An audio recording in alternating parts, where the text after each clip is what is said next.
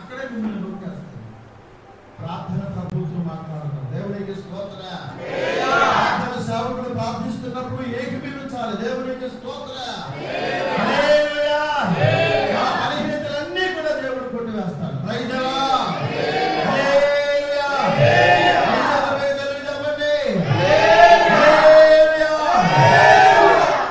మీ అందరికీ వందనాలు. సమయంలో దర్శనంలో వచ్చి వాక్య సందేశం అందిస్తున్నాను. శ్రద్ధ కలిగి విందాం. దయచేసి అందరూ ఇక్కడే ఉండండి. పిల్లలు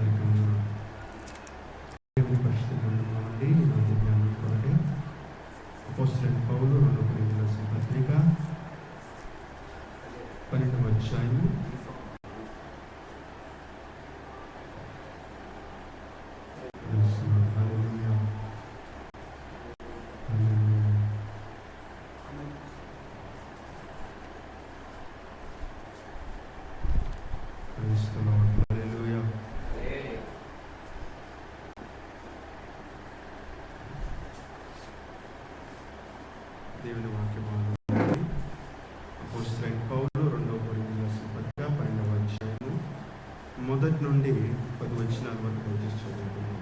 నిదానంగా చదవండి.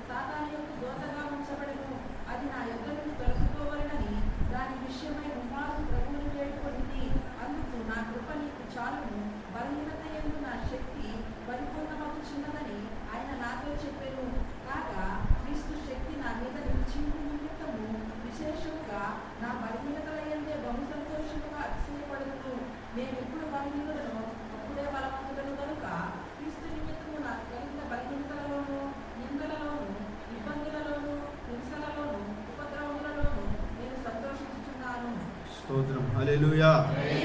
ప్రేమ కలిగిన మహాపరిశుద్ధుడా, నీ ఘనమైన ఉన్నతమైన నామమునకై కృతజ్ఞత స్తోత్రం చెల్లిస్తున్నాము తండ్రి. ఈ వాక్యము నీది, మీరు వాక్యమై ఉన్నారు తండ్రి. ఆ వాక్యము మీరు మాతో మాట్లాడండి ప్రభా. మమ్మల్ని మేము తండ్రి నీ ఎదుట మేము పరిశుద్ధపరచుకోవడానికి ప్రభా నీ వాక్యంతో మమ్మల్ని ఉదక స్నానం చేయించమని ప్రార్థిస్తున్నాము తండ్రి. వాక్య మర్మాలలో నుండి మీరు మాతో ప్రత్యేకంగా మీరు మాట్లాడమని ప్రార్థిస్తున్నాం తండ్రి. అయ్యా తండ్రి, లైవ్లో చూస్తున్న ప్రతి బిడ్డలు తండ్రి, అయ్యా తండ్రి దేవుని సన్నిధిలో ప్రతి బిడ్డ మీద కనుదృష్టి ఉంచమని ప్రార్థిస్తున్నాం. అయ్యా చెవిని గ్రహించగలిగిన మనస్సు ప్రణాత్మ శరీరంలో మీకు అప్పగిస్తున్నాం. యేసయ్య పరిశుద్ధ నామములో అడుగుచున్నాము తండ్రి. హల్లెలూయా. చూడండి, ప్రభునందు మిక్కిలి దేవుని బిడ్డలారా, ఈ వాక్యం పోయిన వారమే చెప్పాలనుకున్నాం. సమయం లేనందున ఈ వారం దేవుడు మనకు అనుగ్రహించాడు. హల్లెలూయా. చూడండి, ప్రభునందు మిక్కిలి దేవుని బిడ్డలారా, అపోస్తలుడైన పౌలు గారి జీవితంలో ఆయన జీవితాన్ని ఎప్పుడు ధ్యానం చేసుకున్నా, ఆయన జీవితాన్ని ఎప్పుడు మన లోతైన అనుభవాల్లో చూసినా చాలా విచిత్రంగా అనిపించింది, చాలా ఆశ్చర్యకరంగా అనిపించింది. చూస్తాకి బలహీనుడు, చూస్తాకి చాలా శరీరపరంగా చాలా బలహీనంగా ఉన్న వ్యక్తి జీవితంలో ఇంత ఆశ్చర్యకరమైన సంగతులు జరుగుతున్నాయి గల కారణం ఏంటి? ఒకటే మాట్లాడుతున్నాడు. 2 కొరింథీయులకు రాసిన పత్రిక 12వ అధ్యాయంలో దేని గురించి మాట్లాడుతున్నాడంటే పౌలు శరీరంలో ఉన్న ముళ్ళు గురించి, దానితో పాటు దేవుని కృప గురించి మాట్లాడుతూ ఉన్నాడు ఆయన. హల్లెలూయా, హల్లెలూయా. చూడండి, ప్రభునందు మిక్కిలి దేవుని బిడ్డలారా, అపోస్తలుడైన పౌలు గారి జీవితంలో తను ఎప్పుడైతే దేవునితో ముఖాముఖి ఎన్కౌంటర్ చేయబడ్డాడో దమస్కు మార్గంలో, అప్పుడు నుండి తన జీవితం ఏమైందంటే ఒక పరివర్తనలోకి వచ్చి ఉంది. ఆ రోజు నుండి, ఆ క్షణము నుండి, ఆ గడియ నుండి అపోస్తలుడైన పౌలు జీవితం ఏ విధంగా ఉందంటే ఒక మాదిరికరంగా మార్చబడి ఉంది. హల్లెలూయా, హల్లెలూయా. ఎందుకు మాదిరికరంగా అపోస్తలుడైన పౌలు జీవితం మార్చుకున్నాడు గల కారణం ఏంటో తెలుసా? అతడు ఏ ప్రత్యక్షత చూశాడు, అతడు ఏ రెవల్యూషన్ చూశాడు, అతడు ఎవరిని మార్గదర్శిగా ఏర్పాటు చేసుకున్నాడు, అతడు ఎవరిని ఒక మార్గముగా అనగా ఒక మార్గదర్శిగా అతడు ఏర్పాటు చేసుకున్నాడంటే మనుషులను మార్గదర్శిగా ఏర్పాటు చేసుకోలేదు. మనుషులను ఒక మొదటి ప్రాధాన్యత మనుషులకు ఇవ్వలేదు. మరి ఎవరికి ఇచ్చారు? ఎవరితో ఎన్కౌంటర్ చేయబడ్డాడంటే నజరేయుడైన యేసుతో ఎన్కౌంటర్ చేయబడిన అపోస్తలుడైన పౌలు. హల్లెలూయా, హల్లెలూయా.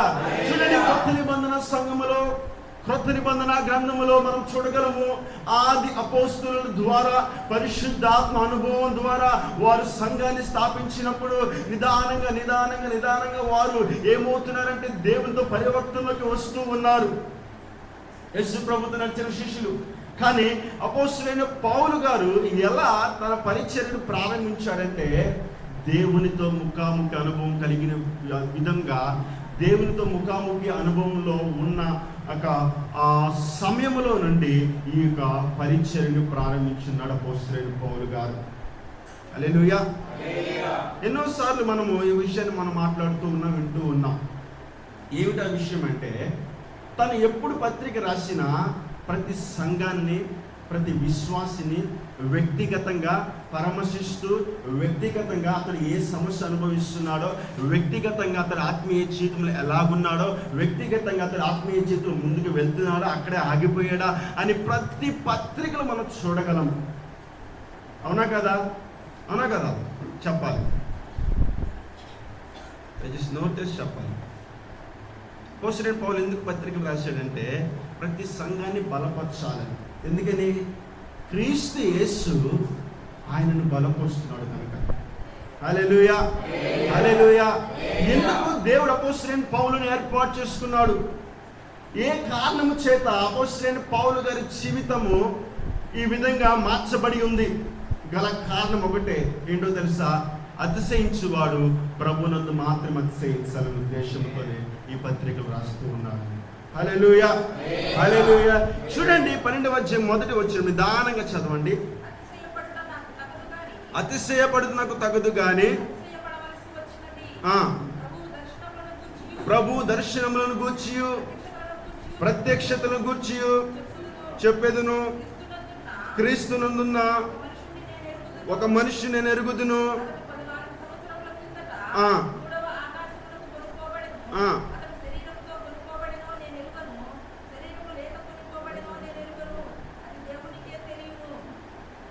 చదవండి, దానికైనా వచ్చింది.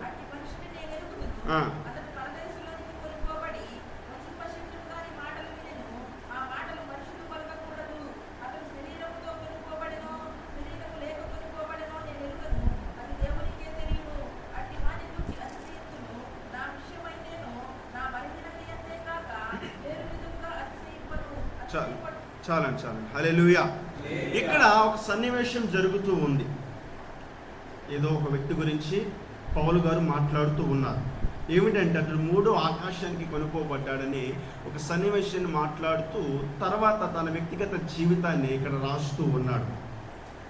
ఏమిటి తన వ్యక్తిగత జీవితంలో ఏమి రాస్తున్నాడు? తన వ్యక్తిగత జీవితంలో ఇక్కడ మనం 6 విషయాలు మనం చూడగలం. హల్లెలూయా, హల్లెలూయా. మొదటి విషయం,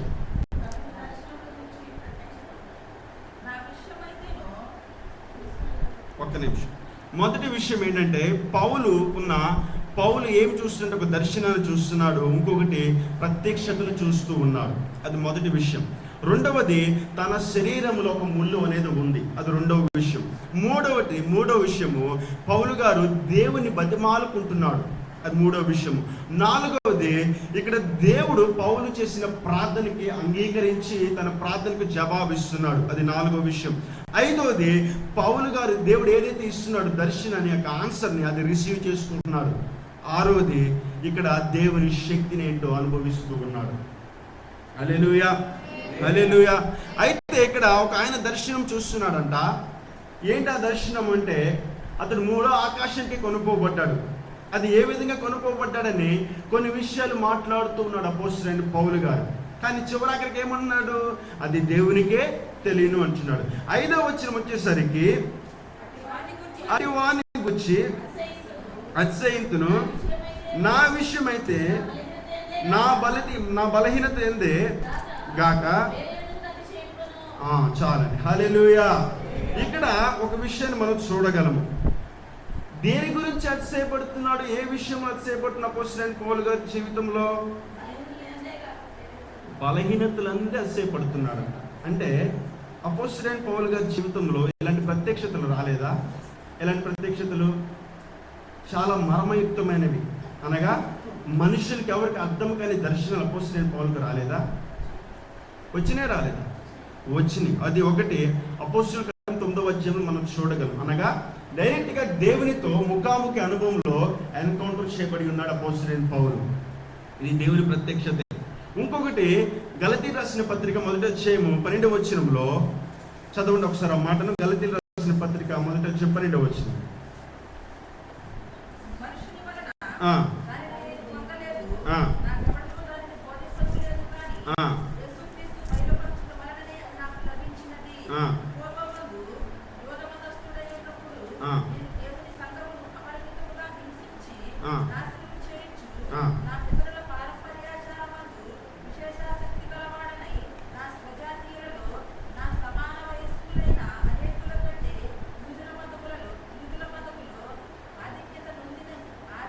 చాలండి. ఇక్కడ మనుషుల వల్ల నాకు అనుగ్రహింపబడలేదు అంటున్నాడు. మరి ఎవరి వల్ల అనుగ్రహించబడింది?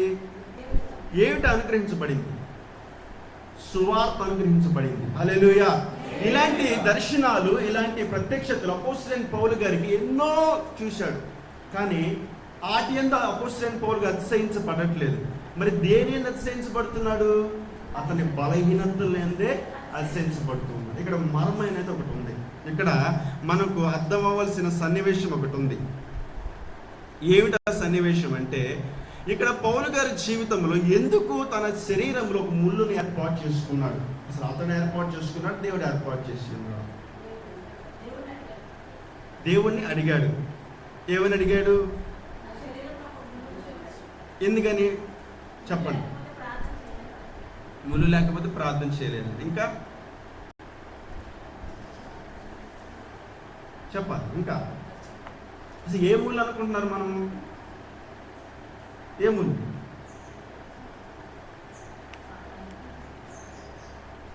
ఏ ముళ్ళు అనుకుంటున్నాం? సాతాను అనే ఒక దూత. అదేంటండి అనుకుంటారా? అదొక వ్యాధి అయినా, అది ఏదైనా అనుకోవచ్చు. కానీ సాతాను అనే ముళ్ళు దేవుడే అపోస్తలుడైన పౌలు గారి శరీరంలో ఉంచాడంట. గల కారణము, ఇతడు ఎందుకు దేవుడు ఒక దూతని, అనగా సాతాను ఒక దూతని అపోస్తలుడైన పౌలు గారికి ఎందుకు అనుగ్రహించాడంటే, తను చేస్తున్న పరిచర్యలో, తను కడుతున్న సంఘాలలో, తను రాస్తున్న పత్రికల్లో ఎక్కడైనా, లేదా తను అనుభవిస్తున్న దర్శనాలలో కానీ, తనకు వస్తున్న ప్రత్యక్షతలో కానీ ఎక్కడైనా అతడు దేవుని కంటే హెచ్చుగా, అనగా అనేకమైన ప్రజల కంటే ఈయనే హెచ్చుగా ఉండకున్నట్లు అతని శరీరంలో ఒక ముళ్ళును అనుగ్రహించి ఉన్నాడు. హల్లెలూయా, హల్లెలూయా. అయితే చాలా మంది మనము పాపము చేయడానికి, పాపములో పడటానికి చాలా ఈజీ, అది ఏదైనా అనుకోవచ్చు.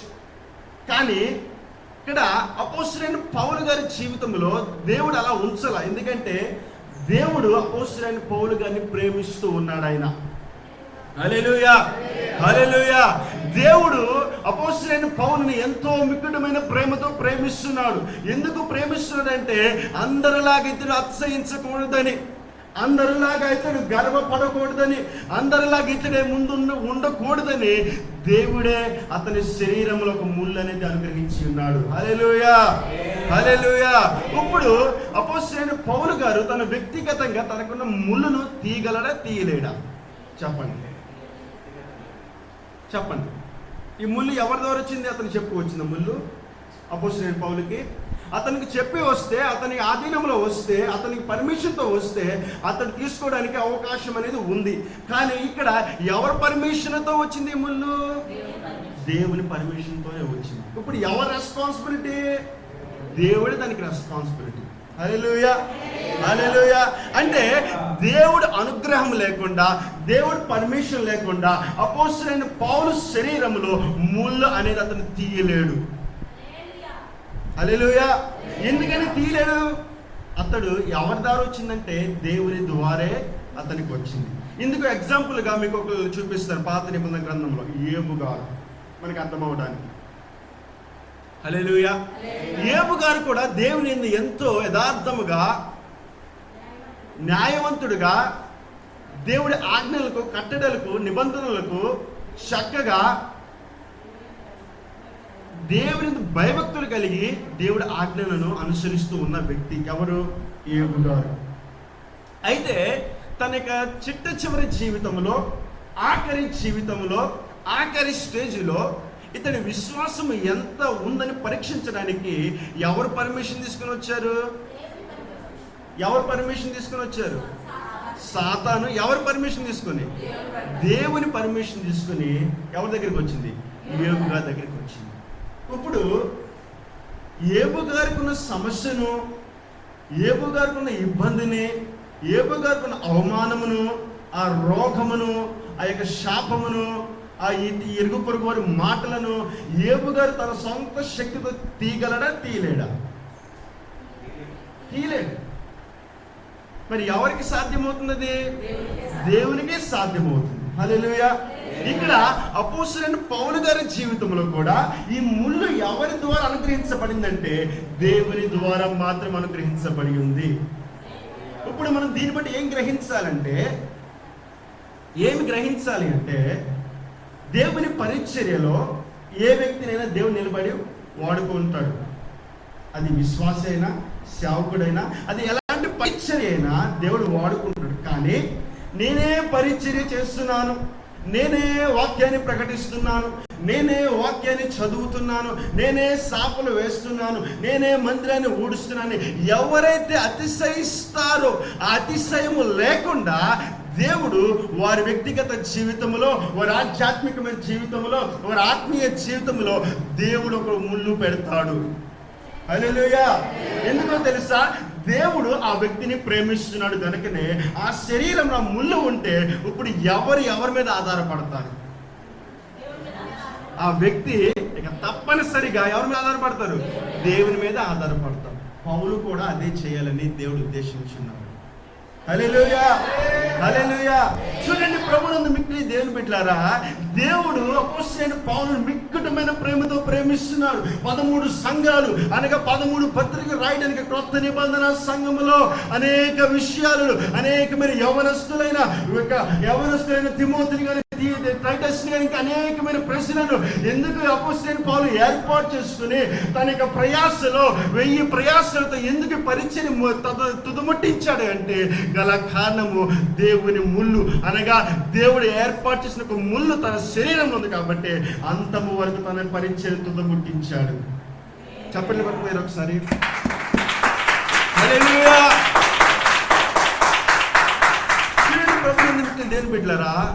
ఒకవేళ మనం అనుకుందాం, అపోస్తలుడైన పౌలు గారి శరీరంలో ముళ్ళు లేకపోతే అతడు తన పరిచర్యను అనగా దేవుని పరిచర్యను ముగించేవాడా, మధ్యలో ఆపేసేవాడా? చెప్పండి క్వశ్చన్. ఇప్పుడు మనకు అర్థమయ్యే విధంగా, ఇప్పుడు అపోస్తలుడైన పౌలు శరీరంలో ముళ్ళు లేకపోతే అతడు ఈ పరిచర్యను చేసి ఈ విధంగా మనకు మార్గదర్శిగా ఉండేవాడా, లేకపోతే మధ్యలోనే దిగజారిపోయేవాడు ఆత్మీయ జీవితం? అవునా కదా? మధ్యలోనే దిగజారిపోయేవాడు.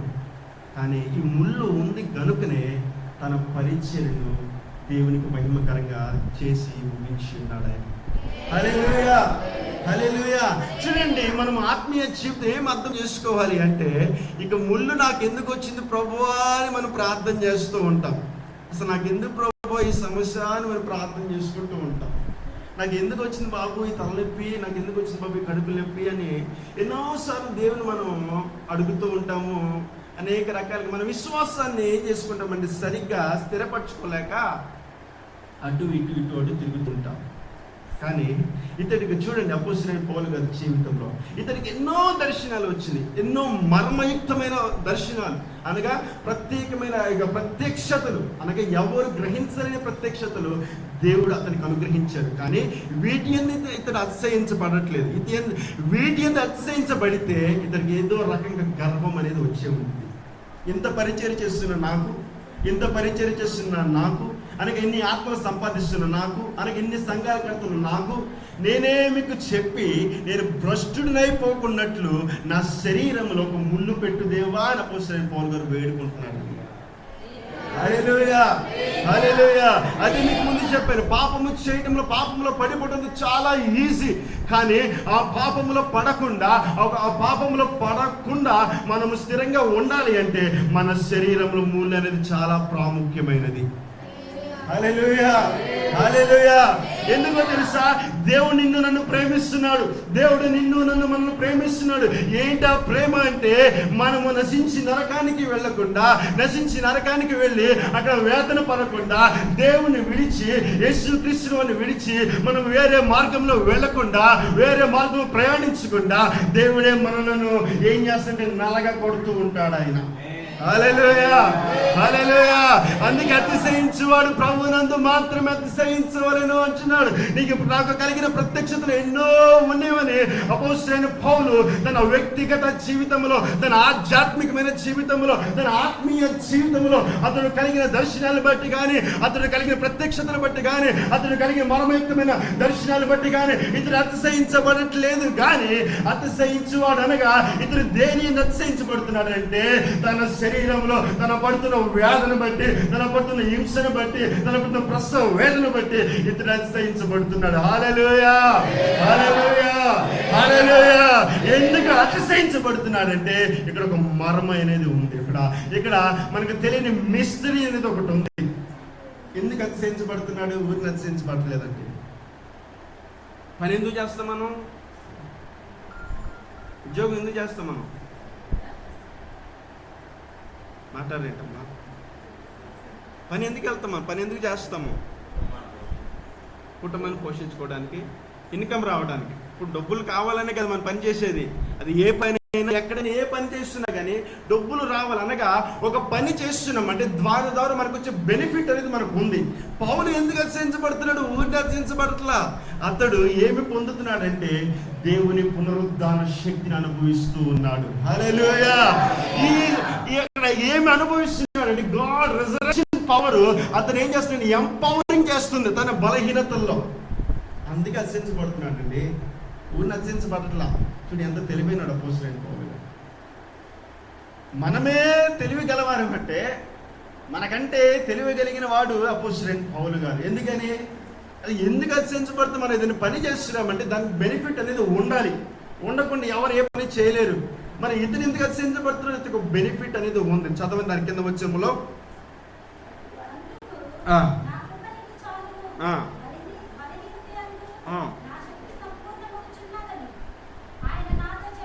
చాలండి. హల్లెలూయా, హల్లెలూయా.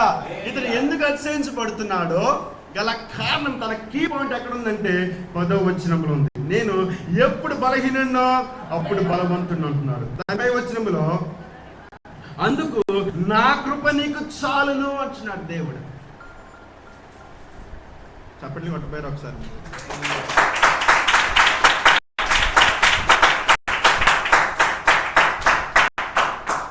అడిగి చప్పట్లు కూడా చప్పట్లు అంటారు. వాక్యము వింటూ ఉన్నప్పుడే ఆసక్తి వచ్చి, ఆత్మలో ఉజ్జీవం వచ్చి, ఆత్మలో రివైవల్ వచ్చి, ఎగిరి గంతులేసి మనం చప్పట్లు కొట్టి దేవుని ఆరాధించాలి. హల్లెలూయా కూడా చెప్పట్లేదు. హల్లెలూయా, హల్లెలూయా. ఇక్కడ ఏమి వస్తుంది అపోస్తలుడైన పౌలు జీవితంలో? అందుకు నా కృప నీకు చాలు అన్న. ఎవరి కృప? మనుషుల కృప? ఎవరి కృప? ఏ దేవుని కృప? అది చెప్పండి అమ్మా. ప్రభు అయిన యేసుక్రీస్తు వారి కృప. ఆ కృప అతను ఏం చేస్తుందంటే తన బలహీనతల్లో అతను ఎంపవరింగ్ చేస్తుంది, అనగా శక్తిని ఇస్తుంది. ఇక్కడ అంటున్నాడు చూడండి, దానికి పై వచనంలో కూడా ఇక్కడ ఎందుకు అపోస్తలుడైన పౌలు గారు దేవునికి ప్రార్థన చేయాల్సి వచ్చింది ఆలోచిద్దాం. ఎందుకు అపోస్తలుడైన పౌలు గారు దేవునికి ప్రార్థన చేయవలసి వచ్చింది? ఒకటి కారణము, అతని శరీరంలో ముళ్ళు ఉంది అనుకుందాం. అది ఏ ముళ్ళు? సాతాను అనే దూత ముళ్ళు దేవుడు ఏర్పాటు చేశాడు.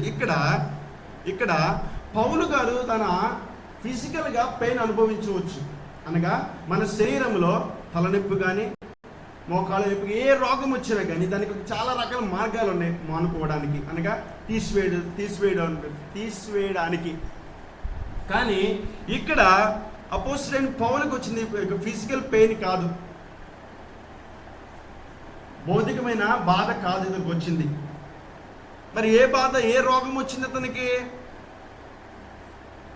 అపవాది అనగా సాతానిక ముళ్ళు అతను ఏం చేస్తుందంటే డిమానిస్ట్రేషన్ చేస్తుంది, అతన్ని కదిలిస్తూ ఉంది. అతన్ని ఏం చేస్తుంది? అతను ఎక్కడికి వెళ్ళినా, పరిచయ నిమిత్తం ఎక్కడికి వెళ్ళినా దేవుడు ఆ దూతను పంపిస్తూ ఉన్నాడు. హల్లెలూయా, హల్లెలూయా. అనగా ఇతడు ఎన్ని అద్భుతాలు చేసినా, ఇతడు ఎంత ఆశ్చర్య కార్యాలు చేసినా, ఇతడు ఎంతగా సువార్త ప్రకటించినా, ఇతడు ఏ రకాలుగా దేవుని మహిమపరిచినా, ఈ ఎక్కడైనా సరే, ఏ కోణములైనా సరే, ఏ విధంగా అయినా సరే పాపంలో పడిపోవడానికి చాలా ఈజీ. అవునా కదా? అవునా కదా? ఏ క్షణంలో కొద్దిగా గర్వం అనే మాట మనలోకి వచ్చిందంటే చాలండి, పడిపోయినట్టు. ఈజీ పాపంలో పడిపోవడం. ఈ యొక్క క్లాత్ని, ఈ యొక్క గుడ్డని మనము ఇలా చూస్తాం. మనం దీన్ని కట్ చేయటం ఈజీ, ఉన్నట్టుగా మళ్ళీ పెడతాం, మనం టైం పడుతుంది. హల్లెలూయా, హల్లెలూయా. పౌలు గారి జీవితంలో ఇతడు భౌతికమైన బాధను అనుభవించట్లేదు. ఎలాంటి బాధ అనుభవిస్తున్నాడంటే ఒక చీకటి కార్యాలు, అనగా చీకటి శక్తి, చీకటి తంత్రాలు ఇతను ఏం చేస్తుంటే వెంబడిస్తూ ఉన్నాయి. ఇవన్నిటిని తప్పించుకోవడానికి, ఇవన్నిటిని అనుభవించలేక తన బాధను దేవునితో ఏం చేస్తాడంటే ప్రార్థనాపూర్వకముగా అపోస్తలుడైన పౌలు గారు దేవునితో మనవి చేసుకుంటూ ఉన్నాడు ఆయన. హల్లెలూయా, హల్లెలూయా. ఏమిటి మనం చేస్తున్నాడంటే, ఏమని ప్రార్థిస్తున్నాడంటే, ఎవరు ప్రార్థిస్తున్నాడు? చదవండి.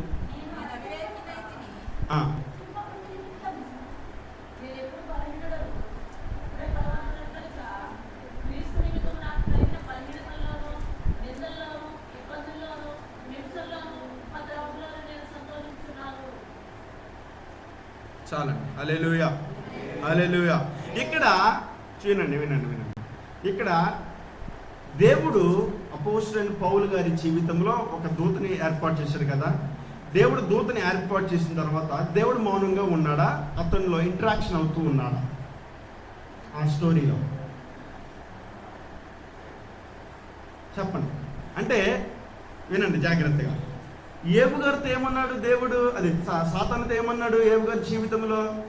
నువ్వు అతని శరీరం మీద అధికారం నువ్వు పొందు, కానీ అతని ఆత్మకు, అతని ప్రాణం తీయడానికి అతనికి అధికారం లేదని దేవుడు అపవాదితో చెప్పాడు. ఇక్కడ కూడా అపోస్తలుడైన పౌలు గారి శరీరంలో ఒక ముళ్ళు పెట్టి ఇక నీకు ఆ ముళ్ళు ఉందిలే, ఇక పర్వాలేదులే, ఇక నేనేం మాట్లాడిన దేవుడు సైలెంట్గా ఉన్నాడా, లేదా దేవుడు అతని జీవితంలో ఇంటరాక్షన్ అవుతున్నాడు అంటే అతని జీవితంలో అతడు ఈ దేవుడు మాట్లాడుతూ ఉన్నాడా? చెప్పండి చెప్పండి. చదవండి 9వ వచనం ఏమంటుంది అక్కడ దేవుడు, ఏమని రెస్పాండ్ అయ్యాడు దేవుడు ఇక్కడ? అందుకు నా కృప నీకు చాలును, బలహీనతల యందు నా శక్తి పరిపూర్ణమగుచున్నది ఆయన నాతో చెప్పారు. చప్పట్లు కొట్టండి ఒకసారి.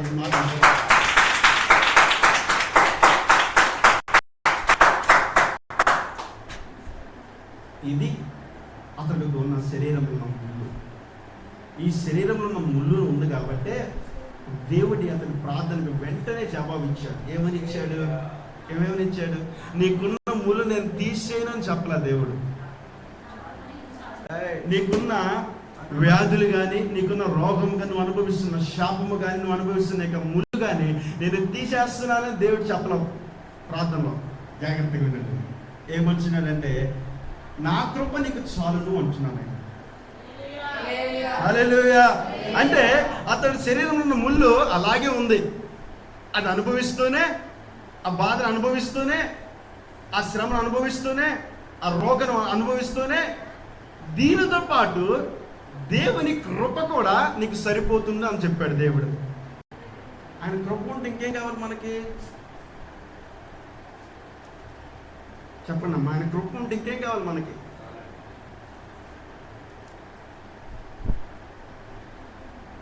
ఆయన కృప ఉంటే ఇంకేమి కావాలి మనకి? మనం పడుతున్న బాధ అసలు బాధగా ఉండదు. ఎందుకో తెలుసా? ఆయన కృపలో ఉన్న శక్తిని మనం ఎప్పుడైతే అనుభవిస్తామో, ఆ కృపకున్న విలువని మనకి ఎప్పుడైతే తెలుసుకుంటామో, ఆ కృప మనల్ని ఏం చేస్తుందంటే ఈ బలహీనతలన్నిటి నుండి విజయ ఉత్సాహాలతో మనం ఊరేగించగలిగింది. హల్లెలూయా, హల్లెలూయా. నా కృప నీకు చాలును. నెక్స్ట్, బలహీనత యందు చాలండి. హల్లెలూయా. చూడండి, ఎన్నోసార్లు ఎన్నో సమయాలలో మనము మన శక్తి మీద, మనకున్న సొంత నాలెడ్జ్ మీద, మనకున్న సొంత విధానాల మీద మనము ఏం చేస్తామంటే ఆధారపడుతూ ఉంటాం. దయచేసి అందరికీ ఉండండి. దేవుని వాక్యం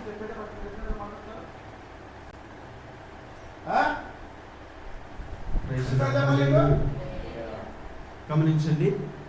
దేవుని వాక్యం ఏమని సెలవిస్తుందంటే, చాలాసార్లు మన ఆధ్యాత్మిక జీవితంలో వ్యక్తిగతంగా, ఫిజికల్గా మనం ఏం చేస్తామంటే మన సొంత శక్తి మీద, మన సొంత నాలెడ్జ్ మీద మనం ఆధారపడి ఉంటాం. తోడు తీసేస్తా, నీదే చేస్తా, నువ్వే చెడగొడుతున్నావు.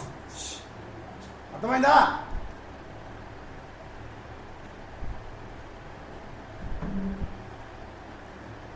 Praise Lord. హల్లెలూయా. వాక్యం చెప్తుంటే మీరితో మాట్లాడుకుంటున్నారు.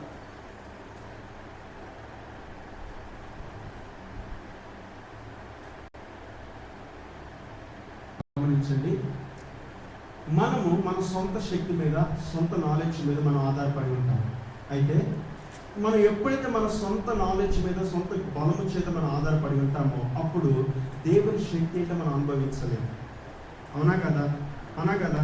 కానీ ఎప్పుడైతే మనకున్న శక్తి, మనకున్న జ్ఞానము, మనకున్న బలము తగ్గిపోతుందో అప్పుడు నూతనంగా దేవుని శక్తి అనేది మనం అనుభవించడానికి అవకాశం ఉంది.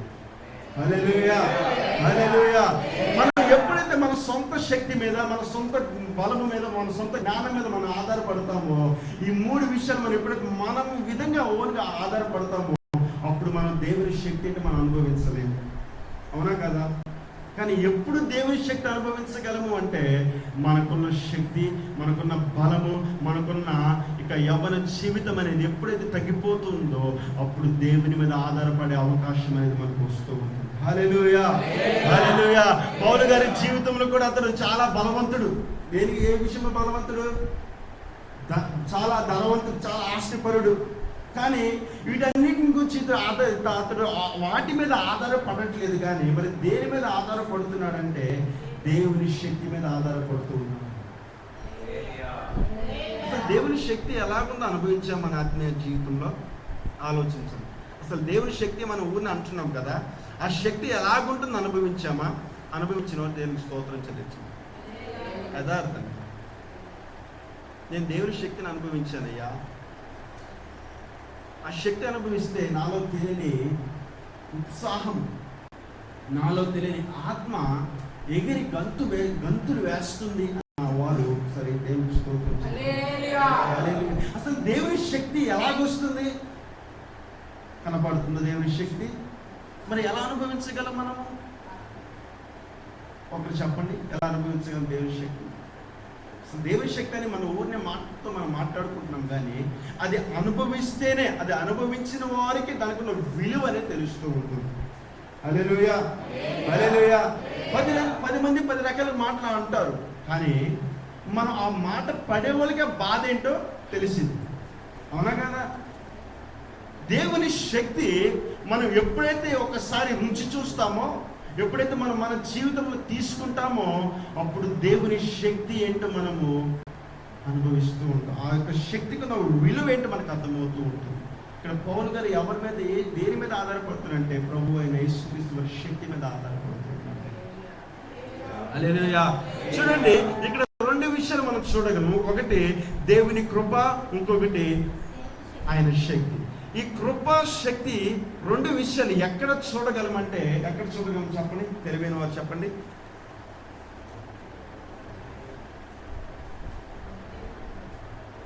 ఎక్కడ చూడగలం దేవుని కృప, దేవుని శక్తి? ఎక్కడ చూడగలం చెప్పాలి, ఆలోచించి చెప్పాలి. ఆయన సన్నిధిలోని కరెక్టే. అసలు మెయిన్ పాయింట్, అసలు మెయిన్ పాయింట్కి రావాలి. దేవుని శక్తి, God's grace and God's power ఎక్కడ చూడగలం మనం? అదంతా ఓకే. మనం ఎలా రక్షించబడాము చెప్పండి ఒకసారి. అసలు బాప్తిసం ఎందుకు తీసుకున్నాం? ఆ పాప క్షమాపణ ఎక్కడ వచ్చింది మనకి చెప్పాలి. అది మెయిన్ పాయింట్. హల్లెలూయా. ఎక్కడ వచ్చింది? కల్వరి గిరిలో, అనగా సిలువలో వచ్చింది. ఆమేన్, హల్లెలూయా. ఆ కృప, ఆ శక్తి ఎక్కడ రివీల్ అయిందంటే కల్వరి గిరిలో యేసు ప్రభు వారు అక్కడ గోల్గొతా కొండ మీద ఆకాశానికి భూమికి మధ్యలో వేలాడిన ఆ విధానాన్ని బట్టి దేవుని కృప, దేవుని శక్తి విడుదలయ్యింది. హల్లెలూయా. చూడండి ఎంత ఆశ్చర్యమో. అందుకే అపోస్తలుడైన పౌలు ఊరిని తన బలహీనతలను అతిశయించబడట్లా, ఊరిని బలహీనతను అతిశయించబడట్లా. ఏం జరుగుతుందంటే దేవుని పవర్, అనగా దేవుని రిజరెక్షన్ పవర్, ఇంకోటి దేవుని కృప ఇతడు అనుభవిస్తున్నాడు కనుకనే నా బలహీనతలను అతిశయించబడుతున్నా అని చెప్తున్నాడు ఆయన. హల్లెలూయా, హల్లెలూయా. దేవుని కృప ఎక్కడ చూడగలమంటే కల్వరి గిరిలో మనం చూడగలము. కల్వరి గిరిలో ఎలా చూడగలము అంటే దేవుని కృప ఉంది కాబట్టి ఈనాడు దేవుడు మనం రక్తంతో కడిగి సజీవులుగా ఉంచి ఈ విధంగా జూలై నెల ఈ యొక్క 14వ తారీఖు చూసే అనుభవం దేవుడు మనకు అనుగ్రహించాడు. దేవుని చప్పట్లు కొట్టండి ఒకసారి.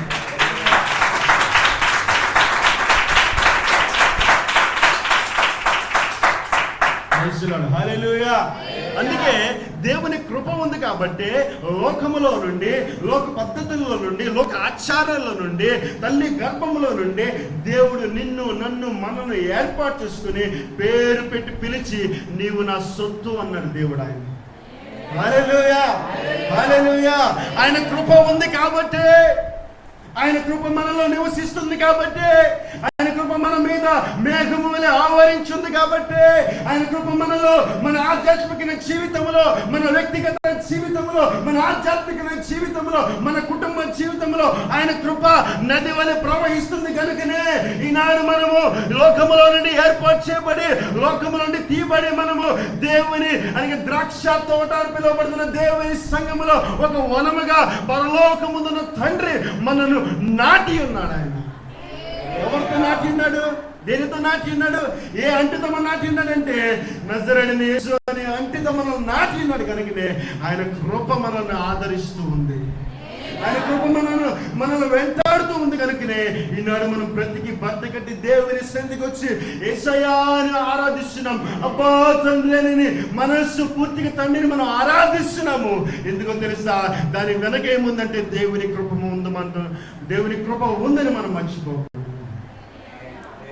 హల్లెలూయా, హల్లెలూయా. రెండవది దేవుని శక్తి. అందుకు 1 కొరింథీయులకు రాసిన పత్రిక 1:18 సిలువను గుర్చిన వార్త నశించుతున్న వారికి వెర్రితనముగానే రక్షించబడుతున్న మనకు దేవుని శక్తి అయినది. చాలండి. హల్లెలూయా, హల్లెలూయా. ఈ శక్తి ఎలా అనుభవిస్తున్నాం మనము? సిలువను గుర్చిన వార్త నశించిన వారికి వెర్రితనం, కానీ రక్షించబడిన మనకు దేవుని శక్తి. చూడండి, ఇక్కడ అపోస్టల్ పౌల్ గారు ఏం తీసుకొస్తున్నాడంటే క్రాస్ లాంగ్వేజ్ తీసుకొస్తున్నాడు. అనగా సిలువ భాషలు తీసుకొస్తూ ఉన్నాడు. అతడు జాగ్రత్త తలలు పైకెత్తండి. అతడు ఎక్కడ పరిచర్య చేసినా, ఎక్కడ పత్రికలు రాసినా సిలువ తనకి మెయిన్ సెంటర్ పాయింట్, అనగా తన మినిస్ట్రీకి, తన యొక్క పరిచర్యకి అది చాలా సెంటర్గా పెట్టుకున్నాడు ఆయన అపోస్టల్ పౌల్ గారు. అందుకే cross is the centre of the gospel. సువార్త అనేది, సిలువ అనేది చాలా మధ్యలో ఉంది. దేనికి మధ్యలో? సువార్తకు మధ్యలో ఉంది. సిలువ లేకుండా సువార్త అనేది మనకు రాలేదు. క్రీస్తు వారు, ప్రభువైన యేసుక్రీస్తు వారు కలువరి గిల్లు మన కొరకు మరణించకుండా మనకు ప్రేమ సువార్తని తీసుకురాలేదు. ఆయన మరణించిన తర్వాతే, ఆయన మరణించి మనందరి కొరకు ఆయన కలువరి గిల్లో మరణించి పునరుద్ధారుడు తిరిగి లేచి మరలా వస్తారనే ఉద్దేశాన్ని, ఆ యొక్క సువార్తను ఎక్కడ రిప్రజెంట్ అయిందంటే క్రాస్, అనగా సిలువలో రిప్రజెంట్ అయింది. అందుకే అతడు అపోస్టల్ పౌల్ ఎప్పుడు పత్రికలు రాసినా, ఎప్పుడు ఏ విధంగా పత్రికలు రాస్తున్నా కానీ ఇతడు దేన్ని రిప్రజెంట్ చేస్తాడు, దేన్ని హైలైట్ చేస్తాడంటే సిలువను హైలైట్ చేస్తూ ఉన్నాడు ఆయన. హల్లెలూయా, హల్లెలూయా.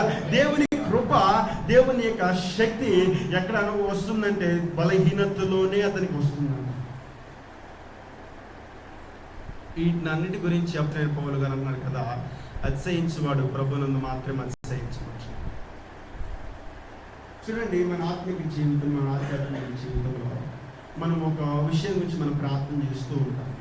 ఒక సమస్య గురించి, ఒక రోగం గురించి, ఒక వ్యాధి గురించి, ఒక బాధ గురించి ఎన్నోసార్లు మనం ప్రార్థన చేస్తూ ఉంటాము. కానీ ఆ ప్రార్థనకు ఒక్కొక్కసారి జవాబు రాకపోవచ్చు. ఒక్కొక్కసారి నీకు జవాబు వచ్చినా నువ్వు పడుతున్న బాధ కంప్లీట్గా పోదు.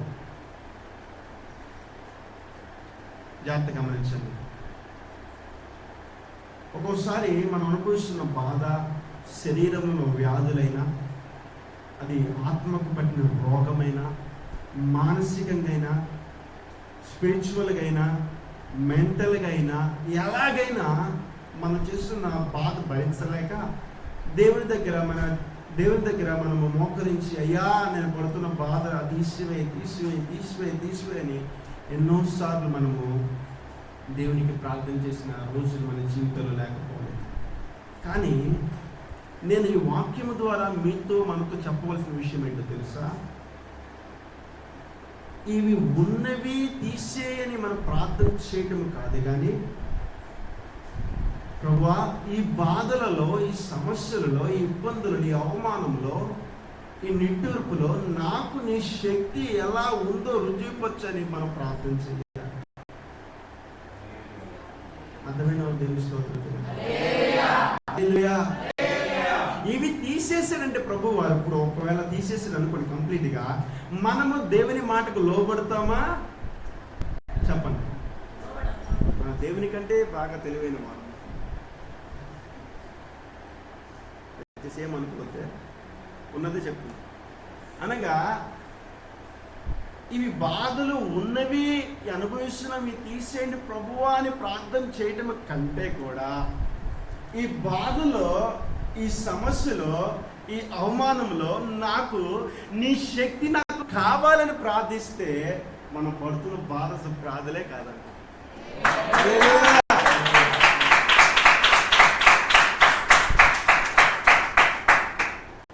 అదే పౌలు గారికి ఉన్న సీక్రెట్ పాయింట్, అదే పౌలు గారికి ఉన్న అతిశయం. ఏం చేయాలి? ప్రార్థన చేయాలి. ప్రభువా నాకు నీ శక్తి కావాలి, నీ కృప కావాలి, నాకు రెండే చాలు, నాకేమి వద్దు, నాకంటూ ఆయాసలు లేవు.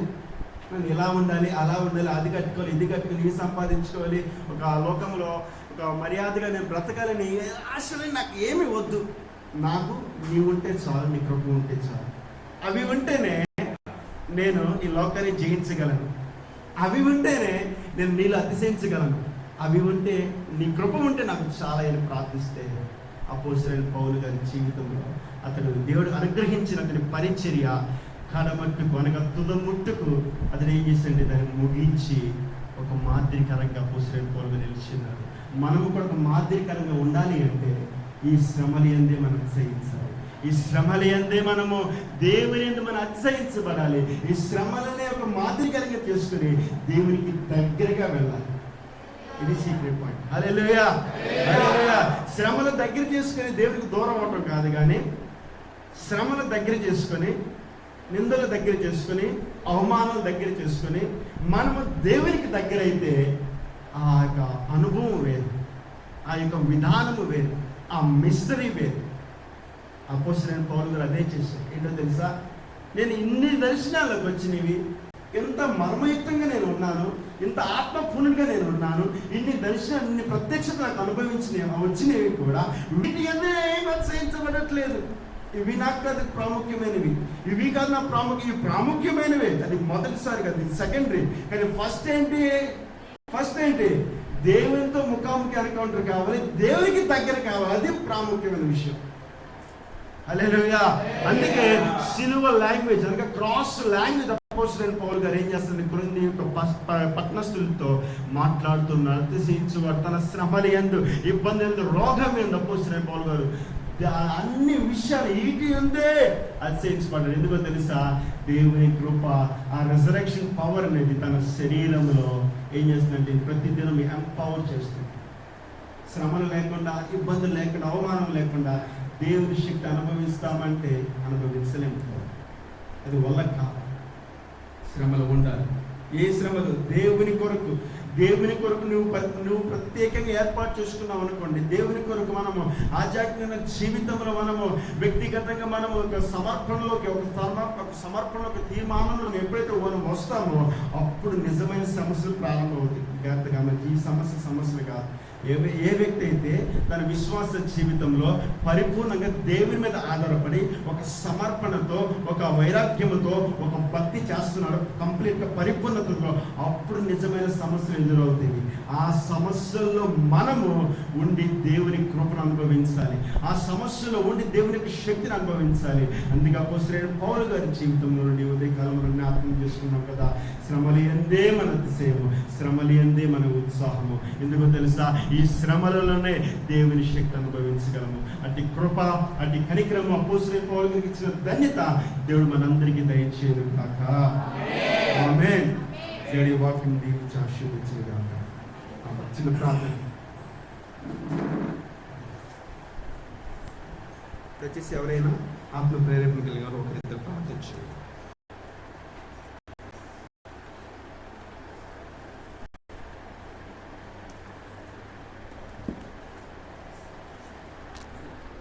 చిన్న ప్రార్థన.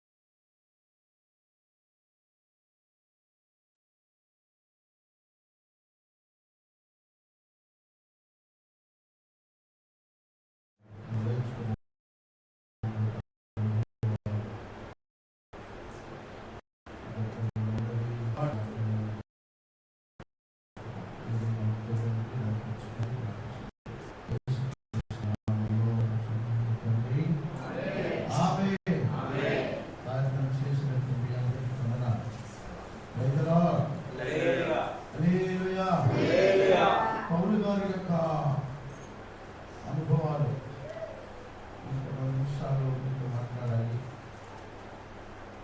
పౌలు గారు మరి పడినటువంటి బాధ శరీరంలో దూరంగా ఉంచబడినటువంటి సందర్భం,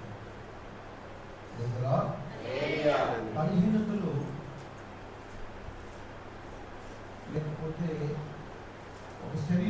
ముళ్ళు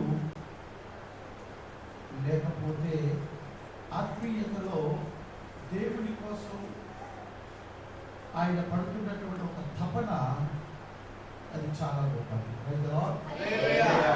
12వ అధ్యాయంలో దేవుని యొక్క వాక్యంలో 11వ అధ్యాయంలో 2వ కొరింథీయులకు రాసిన పత్రిక 11వ అధ్యాయంలో దేవుని యొక్క వాక్యము 23వ వచనం నుండి దేవుని లేఖనాన్ని చదువుతాం. వారు క్రీస్తు పరిచారకుల వెర్రివాని వలె మాట్లాడుచున్నారు. నేనును మరి ఎక్కువగా క్రీస్తు పరిచారకులు. ఇక్కడ వినండి, ఈ పౌలు గారు ఈయన పడినటువంటి వ్యాధులకరమైన స్థితి చదవనా? మరీ విశేషముగా ప్రయాసపడితిని. ఇక్కడ నెంబర్ 1 పౌలు భక్తుడు లేఖనములో ఏముందో చదువుతున్నప్పుడు చూడండి. బైబిల్ తెలుసుకొని మొఖాలకు చూడండి. లేఖనాన్ని పరిచయగా చేయండి. ఆమేన్. మీ దగ్గర బైబిల్ ఎంతమందికి లేదు? బైబిల్స్ నేను చేయబెట్టాను. బైబిల్స్ ఉన్నవాడు నేను చేయబెట్టాను. అతని దగ్గర బైబిల్స్ ఉన్నాయా? లేకపోతే నాకు పేరు లేవండి. ఒక 300 రూపాయలు ఇస్తే బైబిల్తో తీసుకొచ్చిస్తా. రాబోయే దినాల్లో బైబిల్ దొరకు. కాబట్టి మీరు ఎందుకంటే మీ కుటుంబంలో ఎంతమంది ఉన్నారో, ఒక కుటుంబంలో ఎంతమంది ఉన్నారో 4 ఉన్నారు అనుకోండి. మీ 4కి 4 బైబిల్ కొనుక్కొని అనిపెట్టుకోండి. బైబిల్ సంపద, ఈ సంపద దొరకదు అంటున్నారు దేవుడికి. బైబిల్ లేఖనాలు మనం చదువుతున్నప్పుడు వీళ్ళ దగ్గర బైబిల్ లేఖనమే వాళ్ళు ఇక్కడ చెప్పుకుంటున్నారు, కానీ అది కరెక్ట్ కాదు. అర్థమైంది మీకు? మీకు లోపల కూడా చెప్పా, మాట్లాడకూడదమ్మా అన్న, మాట్లాడకూడదు. మాస్టర్ పాటలు చెప్తున్నప్పుడు అది ఎదర పెంచులు మాట్లాడేది వ్యక్తి మాట్లాడేది సాహిత్య ఏం చేస్తారు?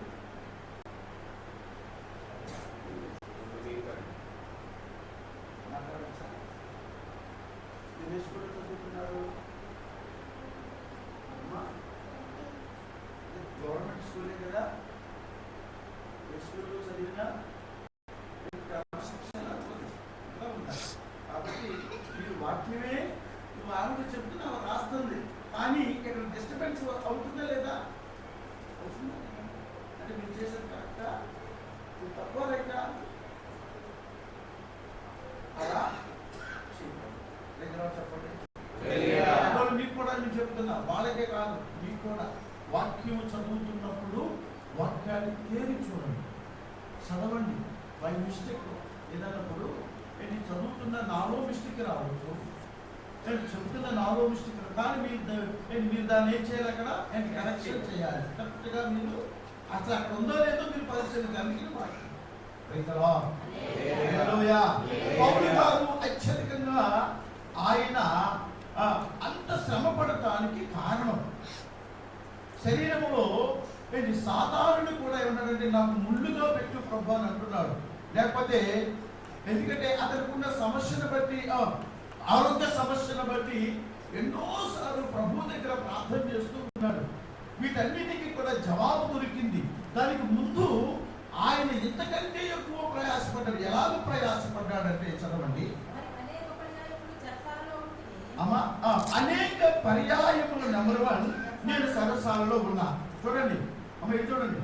దేవుని నిమిత్తము, నీతి నిమిత్తము, దేవుని రాజ్యము నిమిత్తము, ఆత్మ సంబంధులుగా దేవుడు మనతో మాట్లాడుతున్న విషయం ఏంటంటే, పౌలు గారి ద్వారా ఆయన పడినటువంటి ప్రయాస అది చాలా కష్టమైంది.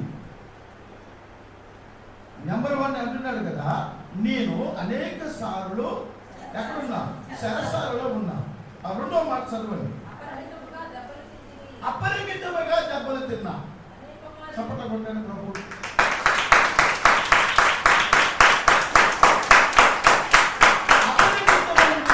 మరి విశేషముగా నెంబర్ 1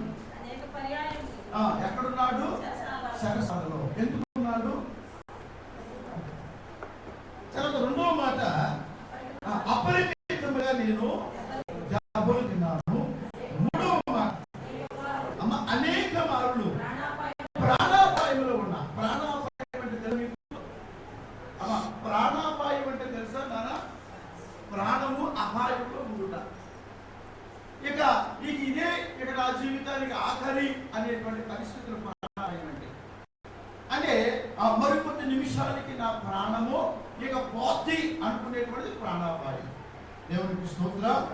ఆ తర్వాత ఏమన్నాడంటే యూదుల చేత 5 మార్లు ఒకటి తక్కువ 40 దెబ్బలు తిన్నా.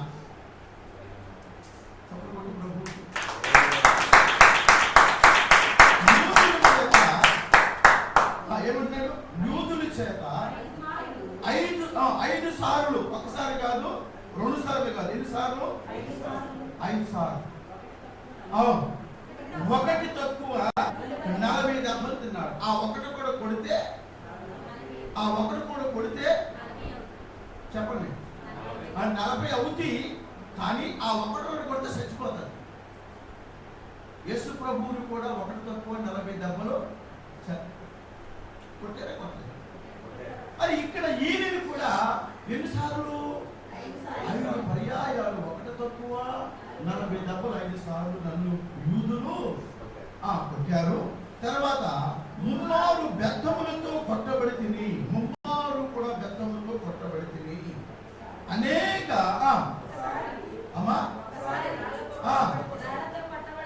ఒక్కసారి రాళ్లతో కొట్టబడి తిని, 3 వాడ పగిలి శ్రమపడి తిని, ఒక రాత్రి పగలు సముద్రములో గడిపాను. అనేక పర్యాయములు ప్రయాణాలలోను, నదుల వలనైనను, ఆపదలలోను, దొంగల వలనైనను, ఆపదలలోను, నా స్వజనుల వలనైనను, ఆపదలోను, అన్యజనుల వలనైనను, ఆపదలలోను, ఆ పట్టణములో, ఆపదలోను, అరణ్యములో, ఆపదలోను, సముద్రములో, ఆపదలలోను, కపట సహోదరుల వలన ఆపదలలోను ఉంటిని, ప్రయాసతోను, కష్టములతోను, జాములతోను, ఆకలి దప్పిలతోను, తరచుగా ఉపవాసములతోను, చలితోను, దిగంబరత్వముతోను ఉంటిని. ఇంకను చెప్పవలసిన అనేకములు ఉన్నవి, విధియు కాక సంఘములన్నిటి కూర్చిన చింతయు కాదు.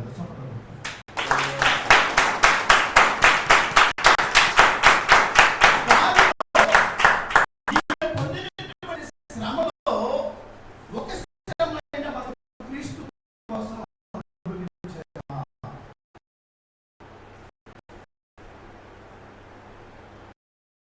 మహిమ చేసుకోవాలి.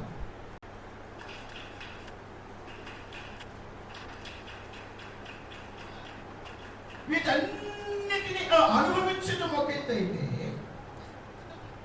ఒక వ్యక్తి ఎన్నో మాటలు చెప్పచ్చు. ఇప్పుడు నేనున్నాను, ఎన్నో మాటలు చెప్పచ్చు. మాటలు చెప్పడం వేరు, శ్రమ అనుభవించటము. మాటలు సాలిగూడికి లాగా అల్లేస్తాం. ఒక్కొక్కరు వదిలితే అసలుకి వాళ్ళకి ఇంటూ ఇవ్వకుండా ఉంటే అసలుకి అపరమాట చెప్పకుండా అల్లేస్తారు. అంటే అంత జ్ఞానతనము కలిగిన వారు ఉన్నారు. రైతవా, దానిని గురించి నేను తప్పంటలేదు. దానిని గురించి మీరు ఏదో అనుకోమాకండి. దేవుడిచ్చినటువంటి జ్ఞానాన్ని మనం ఏం చేయాలి? చెప్పండి ఏం చేయాలి? మనం యూటిలైజేషన్ చేసుకోవాలి, ఉపయోగించుకోవాలి. అయితే పౌలు గారు ఆయన పడినటువంటి కష్టము కానీ కథలు కానీ తనను తాను ఎన్నో చెప్పుకుంటూ వస్తూ ఉన్నాడు. ఇక్కడ మాట్లాడుతున్న విషయం ఏమిటైతే, ఇంకనూ కూడా నేను చెప్పవలసిన అనేకములు ఉన్నవి, ఇవి కాక సంఘములను అన్నిటిని కూర్చిన చింతయు కలదు. ఇప్పుడు సంఘానికి కావలసిన మాటలు, సంఘములో చేర్చబడిన విశ్వాసకి ఉండవలసినటువంటి శ్రమ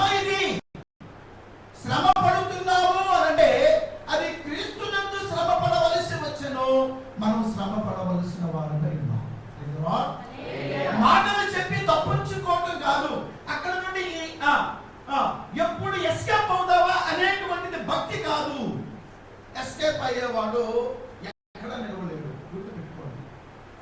ప్రైజ్ ది లార్డ్. సామెతల గ్రంథంలో ఆ 15వ అధ్యాయంలో ఇక్కడ ఒక మాటను మనం చదవాలి. సామెతల గ్రంథకర్త ఒక విషయాన్ని జ్ఞాపకం చేస్తూ ఆ 15వ అధ్యాయంలో దీన్ని ఒక మాటను మీకు నేను చూపించాలి.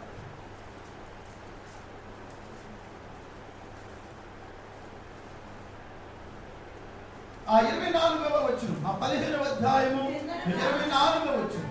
క్రిందనున్న పాతాళము తప్పించుకోవాలని ఆ బుద్ధిమంతుడు పరపడకు పోవు జీవ మార్గమును నడుచుకును. చప్పట్లు కొట్టండి. పౌలు గారిలో ఉన్న వ్యాధి ఏమిటంటే తాను మాత్రమే కాదు, తాను ప్రత్యేకించబడిన విధి విధానము కాదు, ఆయన అనేకులకు కూడా ఒక చోట రాయబడి ఉన్నది, నేను క్రీస్తుని పోలి నడుచుకుంటున్నాను, మీరు నన్ను పోలి ఆమేన్. క్రీస్తుని పోలి నేను నడుస్తున్నా, మీరు నన్ను పోలి నడుచుకోండి. క్రీస్తు కంటే ఎక్కువగా ఆయన చనిపోలేదు కానీ శ్రమ అనుభవించాడు. Praise the lord. ఎందుకు అనుభవించారంటే బుద్ధిమంతుడు ఎక్కడికి వెళ్ళాలా? ఎక్కడికి వెళ్ళాలి? ఎక్కడికి వెళ్ళాలి? కిందనున్న పాతాళము, కింద పాతాళం ఉంటాయంట. పాతాళములో ఆత్మల ఆత్మనామము, భూలోకములో సువార్తల అవుతుందా మీకు? అమ్మలారో అక్కల్లారా పడుతుందా? ఓ చదువుకునే పిల్లలారా, చదువుపోయిన వారులారా, ఓ వివాహం చేసుకున్న వారులారా, కుటుంబీకులుగా మార్చబడిన వారులారా, పురుషులారా, పిల్లలారా, అందరూ వినండి. ఇది అందరికీ, నాట్ ఓన్లీ ఒక్కరికి కాదు. ఇది పౌరునికి సంబంధించిన విషయం కాదు. ఇది దేవుని రాజ్య ప్రణాళికలో దేవుడు తన పిల్లలను ఉద్దేశించి ఆయన ఏర్పాటు చేసిన రాజ్యం కోసం, సంఘములో చేర్చబడిన విశ్వాసి కోసం. విశ్వాసి ఎలా ఉంటే దేవుని రాజ్యానికి హక్కుదారులై ఉంటారో, పౌలు భక్తుని యొక్క జీవితంలో మనకు అదొక మాదిరికరమైన జీవితముగా దేవుడు మారుస్తున్నాడు.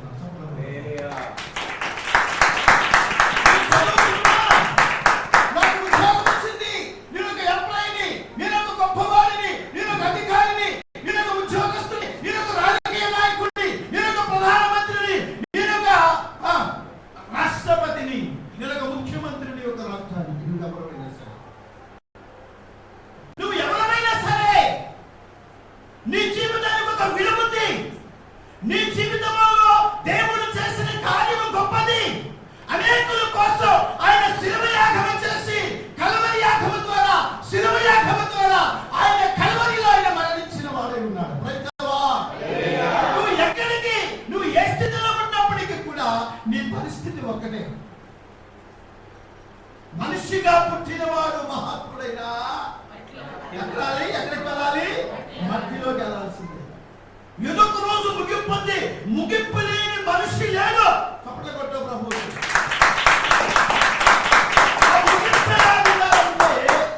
ఆ ముగింపు ఎవరితోనంటే క్రీస్తుతో ముడిపడిన ముగింపుగా మార్చబడుతుంది. బుద్ధిమంతుడు ఎక్కడికి వెళ్తాడంటే క్రిందనున్న పాతాళము తప్పించుకోవాలని అడిగేస్తాడమ్మా. బుద్ధిమంతుడు పరమునకు పోవు జీవ మార్గమును నడుచుకుంటున్నాడు. ఈ పౌలు గారు కూడా ఎంత ఆ సమర్పణ కలిగినటువంటి ఒక యాజకుడిగా, దాసుడిగా, ఒక సేవకుడిగా, ఒక పనివాడిగా. ఎవరిని? అననీయతో ప్రభు అంటున్నాడు. అననీయ అన్నాడు కదా, అననీయ ఇతరులను నేను ఒక సాధనముగా ఏర్పాటు చేసుకుంటున్నా. నా నిమిత్తము ఈయన ఎన్ని శ్రమలు అనుభవించాలో నేను అతనికి చూపిస్తా. ఎన్ని శ్రమలు అనుభవించాడు? మనం ఒకసారైనా దేవుడి కోసం శరసాలకు వెళ్దామా? దేవుని నిమిత్తమై, స్వార్థ నిమిత్తమై కనీసం 4 మాటలు అనిపించుకున్నావా? ఉవ్వంటే చాలు పారిపోయారు. నిజమేది. ఇది ఆత్మీయ, చెప్పండి, ఆత్మీయ జీవితానికి గుర్త. ఆత్మీయత కలిగినటువంటి వారు ఆయన గొప్ప ప్రసంగికుడు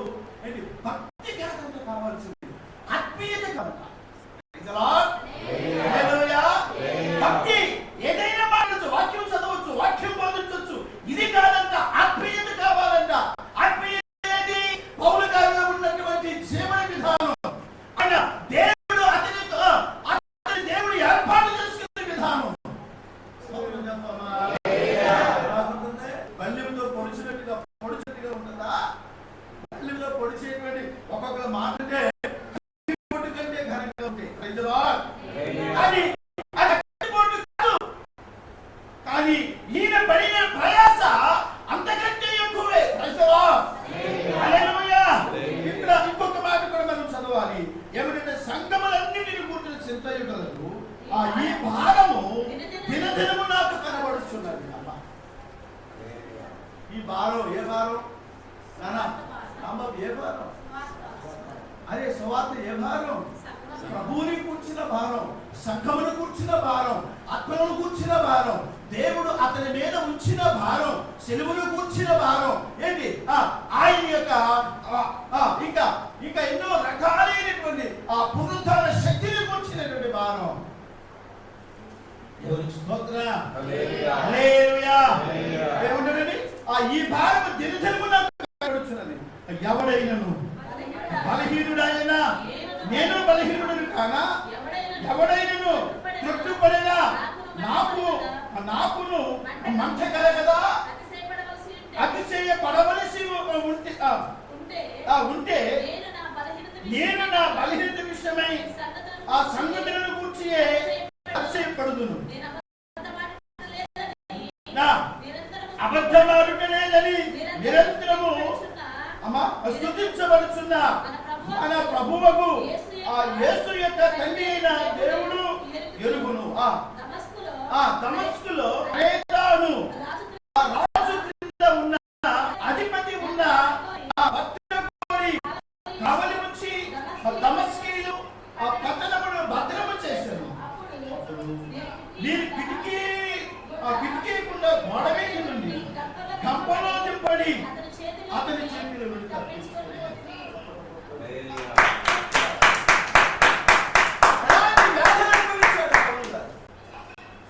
ఇప్పుడున్న ప్రస్తుత కాలంలో కూడా మనకు ఎవరి సంఘానికి అవసరమైన స్థితిగతులను ఈ గ్రంథంలో మనకు హల్లెలూయా. హల్లెలూయా. ఇన్ని బాధలు పడుతూ, ఇంతగా వేదన పడుతూ ఉన్నప్పటికీ కూడా ఆయన ఎక్కడ కూడా కృంగిపోలే. కానీ ప్రభు అంటున్నాడు, నా ప్రభు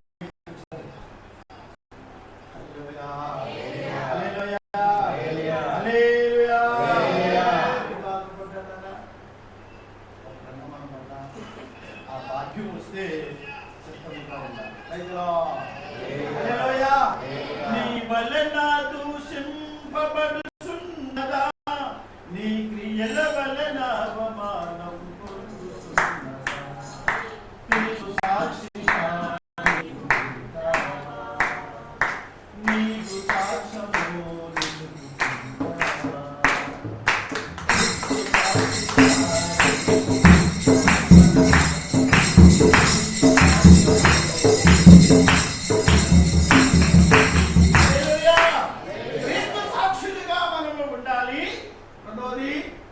చెప్పండి.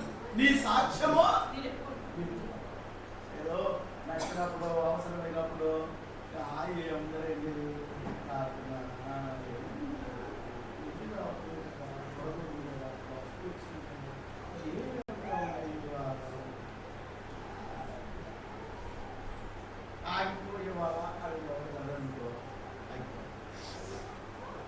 ఒక్క మాట ఇంటూ ఇస్తే ఆగిపోవడమే. మరొక మాట ఎంత గౌరవమో భర్త అంటే, భార్య అంటే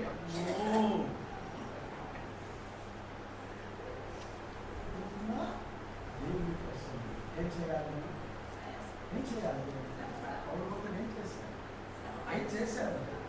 ఏం చేశానయ్యా నీ కోసం ఈ బ్రతుకునిచ్చావని,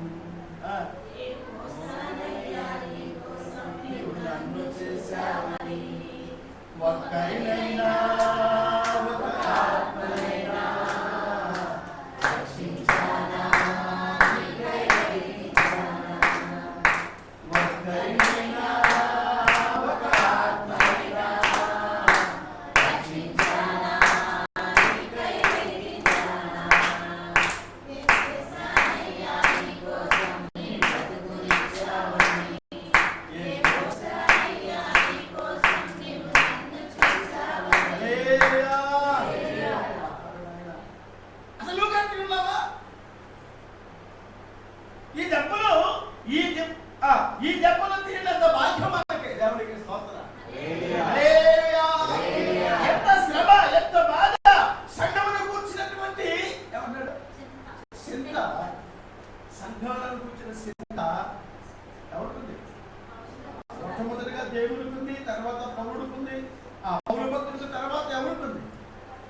నేను సంఘాలు నడుపుతున్న సేవకులకు ఎంతో కొంత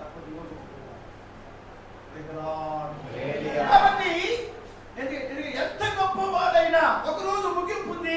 ఆ ముగింపు తర్వాత ఏమిటో, నెక్స్ట్ ఏమిటో దాన్ని మనం అర్థం చేసుకున్నవాడి మనుషుడు.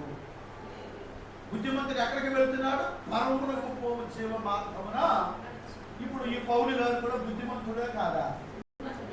ఎలా బుద్ధిమంతుడైనా చెప్పండి. అనేకులకు మార్గదర్శకుడిగా ఉన్నటువంటి బుద్ధిమంతుడా? దేవునికి ఒక చోట అంటాడు, అప్రయోజనకరమే ప్రయోజనకరమైనది ఏది నేను దాచుకోకుండా మీకు నేను మత బయలు చేశానంటాడు. ప్రయోజనకరమైనది భూమి మీద లేదండి. ప్రయోజనకరమైన ఒకటే దేవుని యొక్క నిశ్శబ్దము నిత్యరాజ్యం.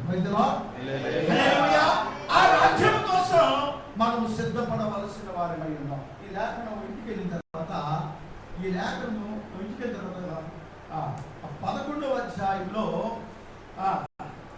ఈ లేఖనం అంతా చదువు. ఈ లేఖనం అంతా ఒక 10 సార్లు చదవండి. అవుతారమ్మా? 11 33 వచనాలని, ఈ 33 వచనాలలో ఈయన పడినటువంటి ప్రయాస 21 వచనం నుండి చదువుతున్నారు. ఇంకా బాగా అనుకుంటే ఏది పర్వాలేదన్నట్టు మీరు అర్థం కావాలంటే ఎక్కడ నుండి ఇందాక నేను చదివించిన కాలం 21 నుంచి చదవండి. ఇంకొంతగా అర్థమవుతుందండి.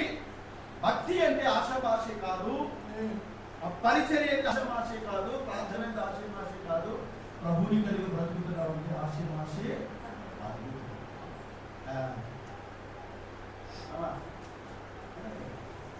ఎక్కడికి వెళ్ళాలి? ఆడికి వెళ్తాను. ఆడికి వెళ్తాను. ఆడికి వెళ్ళానికి ఆడికి కాదా? మన పౌరస్థితి ఎక్కడ ఉంది? మన పౌరస్థితి ఎక్కడుందమ్మా? అందరూ చెప్పండి. పరలోకమే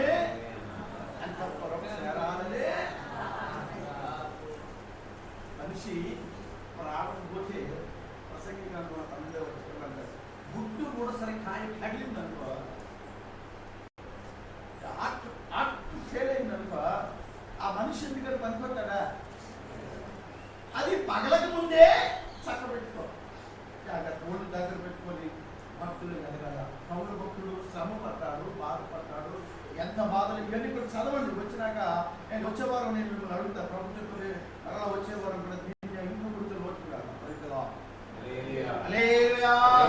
కాబట్టి దేవుడు అతనికి ఇచ్చిన ప్రత్యక్షత మామూలుది కాదు. అదే అంటున్నాడు, ఏమి రాలిని అంటే 9వ అధ్యాయంలో ఏమి రాలిని అబ్బా, ఏమి రాలిని? ఆకులు రాలిని అండి.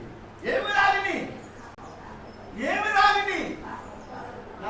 దాని ఏమి రాలియా ఎవరికి? ఆడి కాదు, మనకు రాలియా అమ్మా, రాలియరా? రాలితే మన స్థితిగతులే వేరుగా ఉంటాయి. ఎంతగా దేవుడు అతనిని సువర్ణం చేశాడంటే ఇట్ట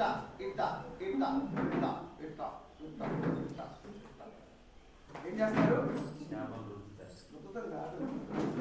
రోలు లేని చోట ఒక బండ మీద రోలింగ్ పదలేసి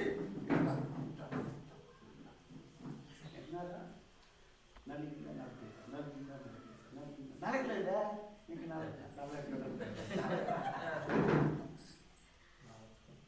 అట్లా నలుగు కట్టబడినప్పుడే ఆత్మీయ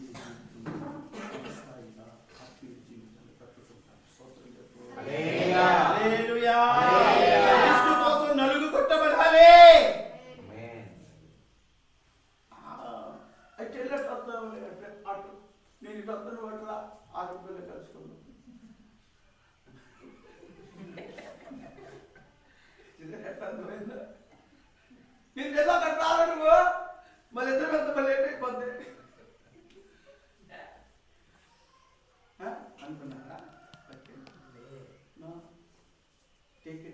కాదు, ఆత్మలో దేవుడు జరగటం అంటే ప్రభుత్వం అంటుపడ్డబడి జీవితం అంటే అది ఆశాభాష కాదు. ప్రియమైన వాళ్ళ అర్థమైందండి.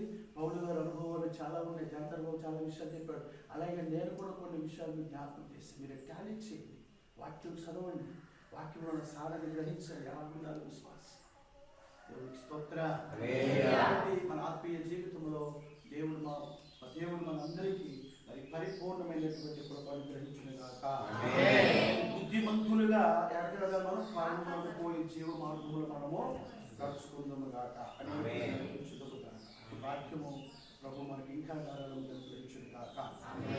ప్రార్థన చేసుకున్నాం. ఒకరు ప్రార్థన చేయండి, ఒకరు ప్రేరేపించబడిన వారు ప్రార్థన చేయండి. వాక్యానుసారమైనటువంటి ప్రార్థన ఒకరు చేయండి. చేయండి అమ్మా, ఒకరు ప్రార్థన చేయండి. అందరిలో తెరవాలి, అందరిలో తెరవాలి, అందరిలో తెరవాలి.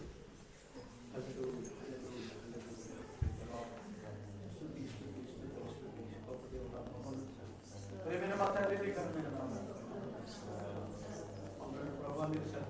పౌలు గారి జీవితంలో అనుభవాలు, నిజంగా పౌలు గారి అనుభవాలు నిజంగా ఆయన ప్రత్యక్షతలు పడిన కష్టం ప్రభా ఎన్నో శ్రమలను సంఘమును గురించినటువంటి అపరిమితమైన చింత నాకు కలదు అంటున్నాడు. సంఘాన్ని గురించి కూడా చింతిస్తున్నాడు.